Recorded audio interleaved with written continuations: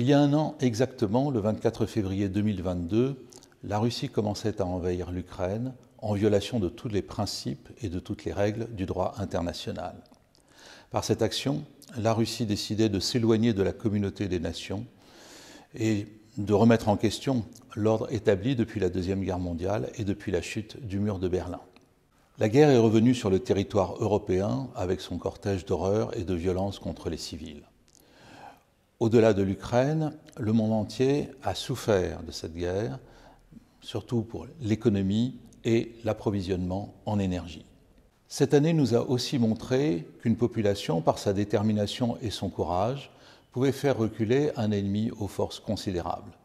Les Ukrainiens nous ont rappelé le sens de l'engagement collectif et l'infinité de moyens de résistance à disposition de chacun face à une agression armée.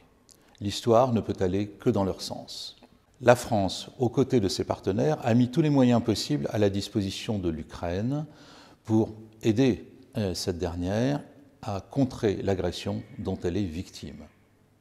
Elle a accueilli, comme d'autres pays, et notamment Israël, de nombreux réfugiés et elle continuera de le faire.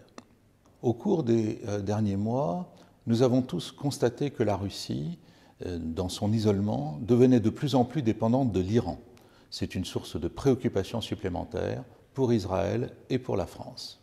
En ce jour anniversaire particulièrement douloureux, en souvenir des dizaines de milliers de victimes innocentes de cette tragédie, nous devons maintenir notre cap et renforcer notre détermination collective à soutenir l'Ukraine.